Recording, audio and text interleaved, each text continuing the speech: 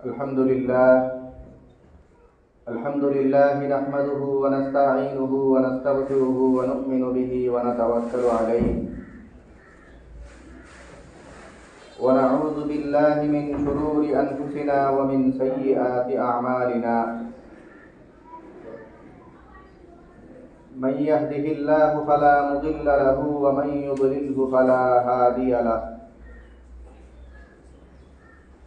ونشهد أن لا إله إلا الله وحده لا شريك له ونشهد أن سيدنا ومولانا محمدا عبده ورسوله صلى الله عليه وعلى آله وأصحابه وبارك وسلم. أما بعد فأعوذ بالله من الشيطان الرجيم.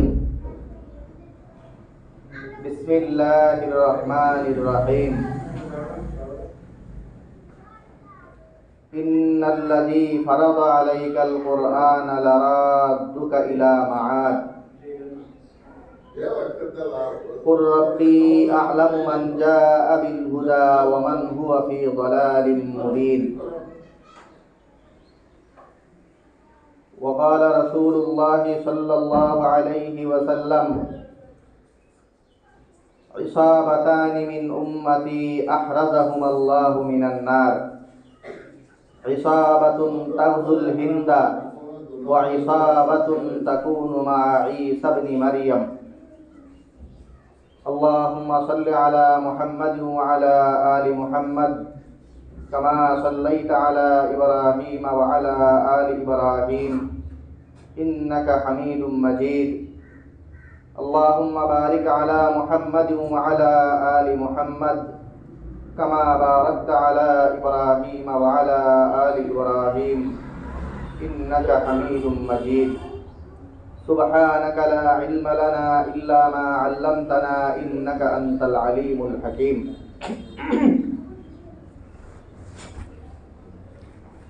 মহান আল্লাহ পাক রব্বুল আলামিনের দরবারে অসংখ্য শুকরিয়া জ্ঞাপন করছি, যিনি আমাদেরকে অন্যান্য জুমার ন্যায় আজকেও জুমার নামাজ আদায়ের জন্য পবিত্র ঘর মসজিদে আসার এবং বসার তৌফিক দান করেছেন। আলহামদুলিল্লাহ। মুহতারাম হাজিরিন, আমরা 2024 সনের সর্বশেষ মাস ডিসেম্বর মাসে প্রবেশ করছে। আমাদের এই বাংলাদেশের ইতিহাসে ডিসেম্বর মাসের একটা তাৎপর্য আছে। এই ডিসেম্বর মাসে আমাদের বাংলাদেশ, এই দেশ সৃষ্টি হয়েছিল। 9 মাসব্যাপী যুদ্ধের পর 1971-এর এই ডিসেম্বর, 16 ডিসেম্বর আমাদের এই দেশ স্বাধীনতা লাভ করে। তো এই ডিসেম্বর মাসের, যেই মাসে স্বাধীনতা লাভ করছিল, এই ডিসেম্বর মাস এর শুরুর দিক থেকেই আমরা আবার আমাদের এই দেশের স্বাধীনতা নিয়ে বিভিন্ন ধরনের চক্রান্ত ইত্যাদিও আমরা দেখতে পাইতেছি। স্বাধীনতা লাভ করা, স্বাধীনতা নিয়ে চক্রান্ত হইতেছে। এই চক্রান্ত সাথে আমাদের ইসলাম, মুসলমান আর ধর্মের কি সম্পর্ক, এই দিকগুলি আপনাদের সামনে আমরা বলি। এই দেশের এই স্বাধীনতা ধরে রাখা বা এই দেশের স্বাধীনতা অক্ষুণ্ণ রাখা, বিশেষ করে যাদের যেই দেশকে নিয়ে, যেই দেশের লোকজন বা যেই দেশকে পুঁজি করে মানুষজন চক্রান্ত করতেছে, এই দেশ থেকে মুক্ত থাকার সাথে মুসলমানদের বড় যেই স্বার্থ জড়িত, সেই ব্যাপারগুলো আমরা আপনাদের সামনে তুলে ধরি। এমনিতে মাতৃভূমির প্রতি ভালোবাসা, মাটির প্রতি টান, নিজের এলাকা, নিজের যেখানে বেড়ে ওঠা, যেই জায়গায় জন্ম, যেখানে মানুষজনের জীবনের বড় অংশ ব্যয় হয়েছে, সেই জায়গার প্রতি টান থাকা, এটা স্বভাবজাত একটা বিষয়। স্বভাবজাত বিষয়ের বাহিরেও এমনিতে কিছু দায়বদ্ধতাও আছে। নিজের এলাকার প্রতি মানুষের কিছু দায়বদ্ধতা, এটা ধর্মীয়ভাবে স্বীকৃত। কোরআনে কারিমের বহু জায়গায় আমরা এই ব্যাপারটা দেখি। যেমন নিজের এলাকায় দাওয়াতি কার্যক্রম করা, নিজের এলাকায় থাকা, দূরে কোথাও না গিয়ে নিজের এলাকার মানুষের জন্য কাজ করা, এটা নবীদের একটা স্বাভাবিক রীতি ছিল। কোরআনে কারিমে আল্লাহ তাআলা যে নবীদেরকে পাঠাইছেন, সেই নবীদের পাঠানোর বর্ণনার সময় খুব স্পষ্টভাবে আল্লাহ তাআলা একটা কথা প্রায় জায়গায় বলে দিয়েছেন। ধারাবাহিকভাবে যেখানেই নবীদের আলাপ, সেখানেই প্রত্যেক নবীর সাথে সাথে আল্লাহ তাআলা বলতেছেন, ওয়াইলা আদিন আখাহুম হুদা ওয়াইলা সামুদা আখাহুম সালিহা। ওরকম যে ওই গোত্রের কাছে আমি ওই গোত্রের ওই গোত্রের থেকেই একজন লোককে নবী হিসাবে পাঠাইছি এবং তাকে বলছি যে তুমি তোমার জাতিকে, তোমার এলাকার লোককে, তোমার মাতৃভূমির মানুষজন যারা, এদেরকে দিনের প্রতি দাওয়াত দেও। তো বেশিরভাগ নবীকে এই নিজেদের গোত্রে থেকে তো আল্লাহ তাআলা পাঠাইছেনই, নিজের গোত্রে দাওয়াতি কার্যক্রম করার জন্য পাঠাইছেন। এবং আপনারা জানেন নবী সাল্লাল্লাহু আলাইহি ওয়াসাল্লামের আগে অন্যান্য যেই নবীরা ছিলেন, সেই নবীদের মধ্যে একটা ব্যাপকভাবে একটা জিনিস ছিল যে উনি উনার মাতৃভূমিতেই নবী।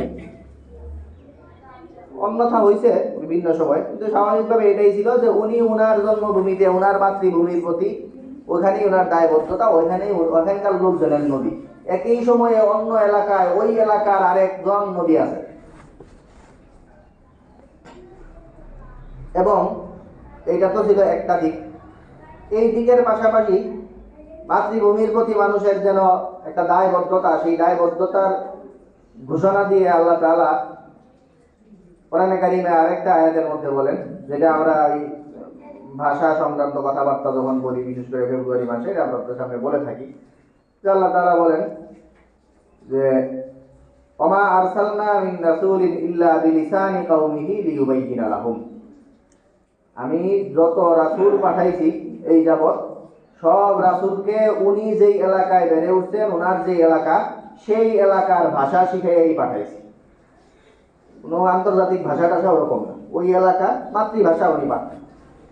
তো মাতৃভাষা শিখাইয়া তারপরে ওনাকে পাঠাইছি যেন উনি সেই লোকজনকে, উনি ওনার লোকের এলাকার লোকজনকে যেন উনি আল্লাহর দিকে ডাকতে পারেন, তাদের কাছে যেন আল্লাহ তাআলার বিধিবিধান এগুলি বয়ান করে দিতে পারেন। তো এই তো ছিল শরীয়ী দৃষ্টিকোণ থেকে। ধর্মীয়ভাবেও মাতৃভাষা এগুলোর সাথে মানুষের একটা বড় সম্পর্ক আছে। সেই সম্পর্কটা একটা স্বভাবজাত সম্পর্ক। নবী সাল্লাল্লাহু আলাইহি ওয়াসাল্লামের যেই মনোবাঞ্ছনা, সেই মনোবাঞ্ছনা থেকে আমরা এই ব্যাপারগুলি লক্ষ্য করি। নবী সাল্লাল্লাহু আলাইহি ওয়াসাল্লামের দুইটা মনোবাঞ্ছনার কথা বিশেষভাবে আমরা দেখতে পাই।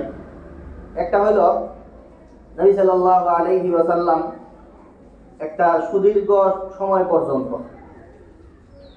দীর্ঘ সময় বলতে প্রায় 16-17 মাস পর্যন্ত নবী সাল্লাল্লাহু আলাইহি ওয়াসাল্লাম নামাজ আদায় করতেন বাইতুল মুকাদ্দাসের দিকে ফিরে। বাইতুল মুকাদ্দাসকে কিবলা মনে করে নবী সাল্লাল্লাহু আলাইহি ওয়াসাল্লাম নামাজ আদায় করতেন। ওইদিকে কিবলা ছিল, ওইদিকে ফিরে নামাজ পড়তেন। তো নবী সাল্লাল্লাহু আলাইহি ওয়াসাল্লাম বাইতুল মুকাদ্দাসের দিকে ফিরে 16 মাস বা 17 মাস পর্যন্ত নামাজ আদায় করলেও এই সময়টায় উনার নিজের এলাকায় যেই আল্লাহ তাআলার যেই ঘর বাইতুল্লাহ কাবা, এই কাবার প্রতি উনার মনের একটা বিশেষ টান ছিল যে বাইতুল মুকাদ্দাসের দিকে ফিরে নামাজ পড়ি। আমাদের যেই মক্কা, সেই মক্কার মধ্যে তো এই আল্লাহ তাআলার কাবা বাইতুল্লাহ এটা রয়েছে, এই দিকে ফিরে যদি নামাজ পড়ার বিধান হইতো তাহলে নিজের মধ্যে একটা বেশি ভালো লাগা কাজ করত। এই ধরনের একটা মনোবাঞ্ছনা নবী সাল্লাল্লাহু আলাইহি ওয়াসাল্লামের ভিতরে কাজ করত। এই কথাটা আল্লাহ তাআলা কোরআনে কারিমে বলেন, কাদ নারা তাকাল্লুবা ওয়াজহিকা ফিস সামা। ফালানুওয়াল্লিয়ান্নাকা কিবলাতান তারদাহা। কোরআনে কারীমের একদম শুরুর দিকেই 2 পারার প্রথম পৃষ্ঠা, তারা অনেকেই সব পারে না, সূরা বাকারার আয়াত। এখানে আল্লাহ তাআলা বলেন যে আপনি কাদ নারা তাকাল্লুবা ওয়াজহিকা ফিস সামা, আপনি যে আসমানের দিকে এইভাবে তাকায়া থাকেন, সেই তাকানোটা সেটা আমি লক্ষ্য করি। আপনি তাকায়া থাকেন আসমানের দিকে এইভাবে, এই কারণ হলো যে আপনি আসমানের দিকে এইভাবে তাকায়া থাকা যেন আসমান থেকে কোনো ওহী নাজিল হইতেছে কিনা, এবং কোনো ওহী নাজিল হইলে আপনার মনের চাওয়াটা পূরণ হয় এমন কোনো ওহী নাজিল হইতেছে কিনা। অর্থাৎ আর বাইতুল মুকাদ্দাসের দিকে ফিরে নামাজ পড়া লাগবে না, বাইতুল্লাহর দিকে ফিরে, কাবার দিকে ফিরে আপনি এখন নামাজ পড়েন, এই ধরনের কোনো বিধান নাজিল হয় কিনা, এই জন্য আপনার মন উতলা হয়ে থাকে। আপনি আকাশের দিকে তাকিয়ে থাকেন কোনো আয়াত নাজিল হয় কিনা, নতুন বিধান নিয়ে জিবরাইল আলাইহিস সালাম আসেন কিনা। এবং পাশাপাশি আল্লাহ তাআলা এটাও বলছেন যে ঠিক আছে, আপনার এই মনোবাঞ্ছনা একদিন না একদিন পূরণ হবে। ফালানুওয়াল্লিয়ান্নাকা কিবলাতান তারদাহা, আপনাকে অচিরেই আমি ওইরকম কিবলার দিকে, এমন কিবলার দিকে ফিরিয়ে দিব যেটা আপনি যেটার প্রতি রাজি, যেটার প্রতি আপনার মন চায়, আপনি যেটার প্রতি সন্তুষ্ট হবেন, ওরকম কিবলার দিকে আপনাকে আমি অচিরেই ফিরিয়ে দিব। তো ফালানুওয়াল্লিয়ান্নাকা কিবলাতান, আপনাকে এমন কিবলার দিকে ফিরিয়ে দিব তারদাহা, যেটার প্রতি আপনার রেজা আছে, রাজি আপনি। তো এই হলো নবী সাল্লাল্লাহু আলাইহি ওয়াসাল্লাম এই কয়েকদিন পর্যন্ত এইভাবে বাইতুল মুকাদ্দাসে নামাজ পড়ছেন, কিন্তু নিজের মাতৃভূমির প্রতি ওই দিকে ফিরে, মাতৃভূমির যে আল্লাহ তাআলার যে ঘর সেটার দিকে ফিরে নামাজ পড়েন, এটা একটা মনোবাঞ্ছনা ছিল। এবং 17 মাস বা 16 মাস এই কয়েকদিন পরে আল্লাহ তাআলা ফাওয়াল্লি ওয়াজহাকা শাতরাল মাসজিদিল হারাম আয়াত নাযিল করছেন যে আপনি মসজিদুল হারাম বা কাবা বাইতুল্লাহ এটার দিকে ফিরে এখন থেকে নামাজ আদায় করেন। এই হলো একটা ব্যাপার। এর চেয়েও বেশি, আরো বেশি যে ব্যাপারটা আমরা যে আয়াত থেকে দেখতে পাই সেটা হলো নবী সাল্লাল্লাহু আলাইহি ওয়াসাল্লামের যখন হিজরতের সময় আসলো, নবী সাল্লাল্লাহু আলাইহি ওয়াসাল্লামকে যখন নিজের মাতৃভূমি মক্কা ছেড়ে চলে যেতে হবে, এই বিধান এসে বললো যে মদিনায় চলে যেতে হবে, মক্কায় আর থাকা যাবে না। তো এই বিধানটা নাজিল হওয়ার পরে নবী সাল্লাল্লাহু আলাইহি ওয়াসাল্লাম আল্লাহর বিধান মান্য করা, এটা তো মনের কোনো সংকোচ ছাড়াই সব মুসলমানই প্রস্তুত। নবী সাল্লাল্লাহু আলাইহি ওয়াসাল্লাম তো আরো বেশি প্রস্তুত। আর নিজের এলাকা ছেড়ে হিজরতের মতো গুরুত্বপূর্ণ ফরজ বিধান, যেটা সবার জন্য তখন জরুরি ছিল, কোনো মুসলমান হিজরত না করলে মুসলমানদের দলভুক্ত না, ওরকম কথা পর্যন্ত আছে। তো সেই হিজরত তো সবাই করছেন, নবী সাল্লাল্লাহু আলাইহি ওয়াসাল্লামও করেছেন। তো নবী সাল্লাল্লাহু আলাইহি ওয়াসাল্লামের মানবিক একটা টান মাতৃভূমির প্রতি ছিল, মক্কা ছেড়ে চলে যেতে হবে এই ধরনের একটা ভিতরে একটু খারাপ লাগা, মানবিক যেই রীতিনীতি মানুষের মধ্যে যেটা কাজ করে, এইটা যখন নবী সাল্লাল্লাহু আলাইহি ওয়াসাল্লামের মনে উদিত হইল, তখন আল্লাহ তাআলা কোরআনে কারীমের আয়াত নাযিল করলেন, ইন্নাল্লাযী ফারাদা আলাইকাল কুরআনা লারাদ্দুকা ইলা মাআদ, যিনি আপনার প্রতি কোরআন নাযিল করছেন নিশ্চয়ই তিনি আপনাকে অচিরেই আবার আপনার এই স্থানে অর্থাৎ মক্কায়, আপনাকে উনি আবার মক্কায় ফিরিয়ে আনবেন। তো আপনি মক্কা নিয়ে এত বেশি খারাপ লাগার কিছু নাই। এই মক্কা আপনারই হবে, কিছুদিনের মধ্যেই মক্কা বিজয় হবে, মক্কা আপনি বসবাস না করলেও সেই মক্কা আপনার অধীনেই চলবে। তাইলে আপনি নিজে তো ফিরে আসবেনই, কয়েকবারই ফিরে আসছেন, ফাতহে মক্কার সময় ফিরে আসছেন, হুদাইবিয়ার সময় মক্কার কাছে আসছেন, এরপরে হজ উমরা ইত্যাদি করতেও বারংবার আসছেন। তো বিভিন্ন সময় তো আপনাকে আনবেনই, এই বারবার তো মক্কায় আপনাকে নিয়ে আসবেনই, বাকি পাশাপাশি আপনাকে এই মক্কা আপনার অধীনেও আল্লাহ তাআলা দিয়ে দিবেন। তো আপনি এই মক্কা নিয়ে এত খারাপ লাগা, এটা ভিতরে কাজ করানোর কিছু নাই। ইন্নাল্লাযী ফারাদা আলাইকাল কুরআনা, নিশ্চয়ই যিনি আপনার উপরে কোরআন অবতীর্ণ করেছেন, লারাদ্দুকা ইলা মাআদ, নিশ্চয়ই আপনাকে আবার সেই মক্কায় আপনাকে আল্লাহ তাআলা ফিরিয়ে আনবেন। এই হলো মাতৃভূমি বিষয়ে। নবীরা যে মাতৃভূমির মধ্যে প্রেরিত হইতেন দাওয়াতের জন্য, মাতৃভূমি যেই সেখানকার যে ভাষা, সেই ভাষার সাথে তাদের সম্পৃক্ততা ছিল, এবং আমাদের নবী সাল্লাল্লাহু আলাইহি ওয়াসাল্লামেরও মাতৃভূমির প্রতি যেই টানটা ছিল, ইসলামের সাথে মাতৃভূমির প্রতি মহব্বত, ভালোবাসা, এটার একটা সম্পর্ক আছে। এই ব্যাপারগুলি আমরা এখান থেকে দেখতে পাই। ঠিক আছে, মাতৃভূমি নিয়ে কিছু জাল হাদিস রচিত আছে, যেই হাদিসগুলি নবী সাল্লাল্লাহু আলাইহি সাল্লাম এই বক্তব্যটা বলেন নাই। আমাদের সারা দেশেই দেশজুড়ে পরিচিত আছে হুব্বুল ওয়াতানি মিনাল ঈমান, মাতৃভূমির প্রতি ভালোবাসা এটা ঈমানের অঙ্গ। এটা ঠিক না। ঠিক না মানে জিনিসটা ঠিক, এইটা হুজুর সাল্লাল্লাহু আলাইহি সাল্লাম বলছেন, এটা ঠিক না, এটা বানাইছে মানুষজন। বাকি ব্যাপারটা ওরকমই, একটা জিনিস ঠিক হওয়া আর এটা নবীর কথা হিসাবে ঠিক হওয়া ভিন্ন জিনিস। নবীর থেকে ওরকম কথা নাই, বাকি যে বিষয়বস্তুটা সেই বিষয়বস্তুটা ঠিক আছে।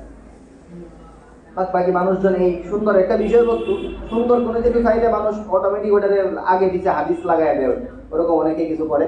সেইভাবে হয়তো এটা তৈরি হয়ে গেছে একটা ভালো জিনিস, কিন্তু এটার সাথে মানুষজন হাদিস বলে চালায় গেছে। তো হাদিস বলে এটা চালায় দেওয়া ঠিক না। বাকি নবী সাল্লাল্লাহু আলাইহি সাল্লাম বা অন্যান্য নবী বা আল্লাহ তাআলা যে নবীদেরকে পাঠাইতেন, ওনাদেরকে যেই পরামর্শ দিয়ে, যেই ওনাদের উপর যেই দায়িত্ব দিয়ে পাঠাইতেন, সবগুলি বিবেচনা করলে মাতৃভূমি, এই মাতৃভূমির সাথে একটা সম্পৃক্ততা, একটা সম্পর্ক, এটা আমরা বারংবারই দেখতে পাই যে মাতৃভূমির সাথে মানুষের, আমাদের এই চেতনা ইত্যাদির পাশাপাশি আমাদের যে ধর্মীয় বয়ান, ইসলামেরও বড় একটা সম্পর্ক আছে এই মাতৃভূমির সাথে। আমরা যে কথাগুলি বলতেছি সেই কথাগুলির এই হলো একটা দিক। কোরআনে কারীমের একটা আয়াত পাঠ করছি আপনাদের সামনে, সেই আয়াত নিয়ে আমরা বললাম। সেই আয়াতের সাথে সাথে অনেকগুলি আয়াত আমাদের চলে আসছে, যেখানে আল্লাহ তাআলা আবার নবী সাল্লাল্লাহু আলাইহি সাল্লামকে মক্কায় ফিরিয়ে আনবেন এই প্রতিশ্রুতি দিয়ে যে আয়াতটা নাযিল করেছিলেন, সেই আয়াতটা আমরা পড়ছিলাম। পাশাপাশি আমরা একটা হাদিস পাঠ করছিলাম। এই হাদিসের বিষয়ে একটা কথা বলি। এই হাদিসের দুইটা দলের কথা বলা আছে। যে আয়াতটা আমরা হাদিসটা আপনাদের সামনে বলছি, সেই হাদিসের মধ্যে দুইটা দলের কথা। তো দুইটা দলের মধ্যে কাকতালীয়ভাবে আমরা যদি কথা বলি, তাহলে দুইটা দলের একটা দল নিয়ে, যে ডিসেম্বর মাস মাত্র শুরু হইল, এই মাসের শুরুতে বলা দরকার। আর আরেকটা দল এই মাসের এই দল, ওই আরেকটা দল নিয়ে যদি আমরা কথা বলি, তাহলে ডিসেম্বর মাসের শেষের দিকে বলার মতো আরেকটা দল। দুইটা হইল, নবী সাল্লাল্লাহু আলাইহি ওয়াসাল্লাম বলেন, ইসাবাতানি মিন উম্মতি আহরাজাহুমাল্লাহু মিনান নার, ইসাবাতুন তাগজুল হিন্দা ওয়া ইসাবাতুন তাকুনু মা ঈসা ইবনে মারইয়াম। আমার উম্মতের মধ্যে দুইটা বিশেষ দল আছে, যেই দুইটা বিশেষ দলকে আল্লাহ তাআলা নিজ দায়িত্বে জাহান্নাম থেকে রক্ষা করবেন। দুইটা দল এমন, যেই দুইটা দলকে আল্লাহ তাআলা নিজ দায়িত্বে জাহান্নাম থেকে রক্ষা করবেন। তো এই দুইটা দলকে জাহান্নাম থেকে আল্লাহ তাআলা রক্ষা করবেন। এই দুইটা দল কারা? এই দুইটা দলের একটা হইল ইসাবাতুন তাগজুল হিন্দা, একটা হইল এমন দল যারা গজওয়ায়ে হিন্দে অংশগ্রহণ করবে। হিন্দুস্তান কেন্দ্রিক যেই যুদ্ধটা হবে, এই যুদ্ধে যেই মুসলমানরা অংশগ্রহণ করবে, এদেরকে আল্লাহ তাআলা নিজ দায়িত্বে রক্ষা করবেন। আর আরেকটা দল ইসাবাতুন তাকুনু মা ঈসা ইবনে মারইয়াম, আর আরেকটা দলকে আল্লাহ তাআলা নিজ দায়িত্বে রক্ষা করবেন, সেটা হলো ওই আরেকটু পরে কিয়ামতের আগ মুহূর্তে যেই সময় দাজ্জালের আবির্ভাব হবে, ওই দাজ্জালের আবির্ভাবের সময়ে যারা দাজ্জালকে প্রত্যাখ্যান করে ঈসা ইবনে মারইয়াম, হযরত ঈসা আলাইহিস সালামের সাথী হবে, ওই ঈসা আলাইহিস সালামের সেই সময়কার সাথীদের, ঈসা আলাইহিস সালামের সেই সময়কার সাথীদেরকে আল্লাহ তাআলা নিজ দায়িত্বে জাহান্নাম থেকে রক্ষা করবেন। আর হিন্দুস্তানের যে যুদ্ধ গজওয়ায়ে হিন্দ, সেই গজওয়ায়ে হিন্দে হিন্দুস্তানের সাথে বা ভারতের যে যুদ্ধটা হবে, সেই যুদ্ধে যে মুসলমানরা অংশগ্রহণ করবে, সেই মুসলমানদেরকে আল্লাহ তাআলা নিজ দায়িত্বে জাহান্নাম থেকে রক্ষা করবেন। তো এই হলো হাদিস। এই হাদিসের মধ্যে গজওয়ায়ে হিন্দের কথা আসছে। তো আমরা একটু বড় বিষয়বস্তু নিয়ে আলাপ শুরু করে দিচ্ছি। ভারতের সাথে আমাদের এই সময়কার যেই যা কিছু ঘটছে, এগুলোর সাথে আমাদের মুসলমানদের করণীয় বা ইত্যাদি, মুসলমানদের এই সংক্রান্ত কিছু কথাবার্তা কোরআন হাদিস থেকে আপনাদের সামনে আমরা বলছিলাম। তো আমরা আজকে এই একটা পয়েন্ট শুধু বলি আপনাদের কাছে, বাকি কথা আমরা পরে বলবো ইনশাআল্লাহ। সেটা হলো যে একটা দলের কথা তো ঈসা ইবনে মারইয়াম, মারইয়াম আলাইহিস সালামের ছেলে ঈসা আলাইহিস সালাম, ওনার সাথে যারা থাকবে, তো ওনার সাথে যারা থাকবে এটা খুবই স্পষ্ট কথা যে শেষ জমানায় ঈসা আলাইহিস সালাম আবার আসবেন। উনি এসে দাজ্জালের সাথে লড়াই বলা চলে না, উনি নিরঙ্কুশ বিজয় হবে ওনার। উনি ধাওয়া করে দাজ্জালকে হত্যা করবেন। তো দাজ্জালকে উনি হত্যা করবেন। এবং দাজ্জালের পাশাপাশি ওই সময়ে সকল ওই লড়াইটা ইহুদিদের সাথে, ওই ইহুদি যারা আছে সব ইহুদিদেরকে সমূলে উৎখাত করা হবে, সবাইকে হয়তো মুসলমান যদি না হয় তাহলে মেরে ফেলা হবে। একটা অপশন থাকে এমনিতে মুসলমান শাসকদের কাছে, আরো একটা অপশন অতিরিক্ত থাকে, সেটা হলো মুসলমান হইলে তো হইলো, মুসলমান না হইলেও জিজিয়া দিয়া এরা থাকতে পারে দুনিয়াতে। কিন্তু ঈসা আলাইহিস সালাম আসার পরে জিজিয়ার বিধান রহিত হবে। জিজিয়া বাদ, মুসলমান না হইলে ইহুদি যারা আছে সব ইহুদিদেরকে শেষ করে ফেলা হবে। তো এই যে মিশনে ঈসা আলাইহিস সালামের সাথে যারা থাকবেন এদেরকে আল্লাহ তাআলা নিজ দায়িত্বে রক্ষা করবেন। তো এই কথা নিয়ে আমরা সবিস্তারে এই মাসের শেষে যখন খ্রিস্টানদের আবিষ্কৃত ক্রিসমাস ডে, বড়দিন ইত্যাদি আসে আমরা বলে থাকি, যদি সুযোগ হয় আমরা আরো বলবো। আর একটা হলো গজওয়ায়ে হিন্দ। গজওয়ায়ে হিন্দ এটা একটা বিশেষ যুদ্ধকে, যে যুদ্ধের নাম একটা বিশেষ এলাকার যুদ্ধের নাম। ওরকম হাদিসে আপনারা আরো কিছু যুদ্ধ পাবেন। তুরস্ক এলাকার দিকে একটা যুদ্ধ হাদিসে বারংবার আছে, কিয়ামতের আগে এই যুদ্ধটা হবে, কনস্টান্টিনোপল, কুস্তুনতুনিয়া হাদিসের ভাষায় ওই যুদ্ধ। এই সব যুদ্ধ আমরা আমাদের গাজওয়ায়ে হিন্দটাই বলি, গাজওয়ায়ে হিন্দ। এগুলো এই ধরনের যুদ্ধ যে এগুলি নিয়ে প্রচুর বিতর্ক, যে এটা কি হবে না হয়ে গেছে কি। তো এই বিষয়ে একটা ইনসাফপূর্ণ কথা, মুহাক্কিক আলেমদের কথা, সেটা হলো মুসলমানরা সঠিক নিয়তে ইসলামের, মুসলমানরা যেন ঠিকভাবে বসবাস করতে পারে, নিজেদের ধর্মকর্ম পরিচালনা করতে পারে, এই সব নিয়তে এই হিন্দুস্তানে যেই যুদ্ধটাই হবে, অতীতেও বহু যুদ্ধ হয়েছে, সামনেও যদি কখনো যুদ্ধ হয়, অথবা যদি এখনো কোনো যুদ্ধ বাঁধে এবং যুদ্ধ হয়, এবং সেখানে যারাই এই এলাকার যুদ্ধে মুসলমানদের সুবিধার জন্য, মুসলমানরা যেন এখানে মাথা উঁচু করে বাঁচতে পারে, এই নিয়তে যারাই এই হিন্দুস্তানের কোনো যুদ্ধে অংশগ্রহণ করবে এরাই গাজওয়ায়ে হিন্দে অংশ নিতে বলে গৃহীত হবে। তো এখন আমাদের বাকি কিছু কথা থাকে যে গাজওয়ায়ে হিন্দ একাধিক হইতে পারে। হাদিসে আছে হিন্দুস্তানের যুদ্ধে যারা অংশ নিবে এটা একটা হিন্দুস্তানের যুদ্ধ না, হিন্দুস্তানের যে কোনো যুদ্ধ। বাকি শর্ত হলো মুসলমানরা অংশ নিবে মুসলমানদের সুবিধার জন্য, মুসলমানরা যেন সেখানে সুবিধাজনক অবস্থান থাকে। তো বাকি কিছু কথা, এই কথাগুলি আমরা হিন্দুস্তানের সাথে যদি যুদ্ধ বাঁধে আর কি, তাহলে ভারতের সাথে যুদ্ধ বাঁধলে আমাদের অংশগ্রহণে মুসলমানদের কি সুবিধা, মুসলমানরা আলাদা দেশে থাকলে কি সুবিধা, ভারতের ভিতরে মুসলমানরা ভারতের সাথে যদি ভারতের কাছে মাথা নত করে তাদের হয়ে বসবাস করতে হয়, বা যেই মুসলমানরা ভারতের মধ্যেও আছে তারা কি কি অসুবিধার মধ্যে আছে, ধর্ম পালনের কতগুলি বিধান এগুলি মানতে পারে না, যাবতীয় যেই সমস্যা এগুলির কিছু তুলনা আপনাদের সামনে আমরা তুলে ধরে এটা বোঝানোর চেষ্টা আমাদের করা দরকার।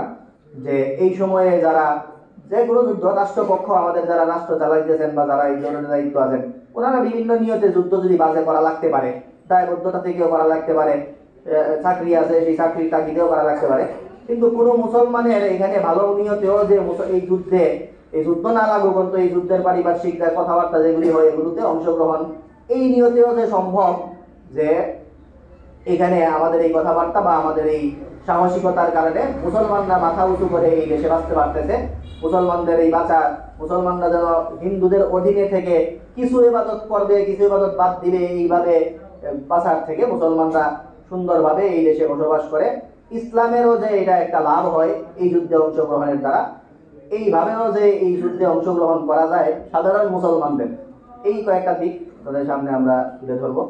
আমরা আমাদের কাছে একটু অভিযোগ আসছে, অভিযোগ মানে না জানার কারণে আমরা কিছু কাজ করি, সেটা হলো এখানে জায়গা যখন হয় না তখন বাহিরে আমরা চাটাই বিছাইয়া নামাজে দাঁড়াই।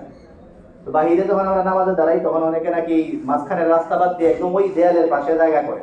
তো এত বড় ফাঁকা যদি সংযোগ না থাকে তো নামাজে সমস্যা হবে। আপনারা এইখানে এই দিকে রাস্তার এই পাশে মসজিদের পাশে যেটা ওইখানে বিছাইবেন, বিছাইয়া তারপরে নামাজে দাঁড়াইবেন। আমরা অনেক সময় দূরে দাঁড়াই, এই কারণে নামাজের এখানে মাঝখানে এমনি উজুখানা করে দেয়াল এগুলোর সাথে এমনি অনেকগুলো জায়গা ফাঁকা, এত দূর দাঁড়াবো না আমরা। যারা এখানে যারা এই বিছাই আমরা এই মসজিদের সাথে সাথে সাথে বিছিয়ে দিব। আল্লাহ তাআলা আমাদের এই ব্যাপারগুলি বুঝার তৌফিক দান করুন। আলহামদুলিল্লাহ রাব্বিল আলামিন। জায়গাটা গ্রহণ করি তারপর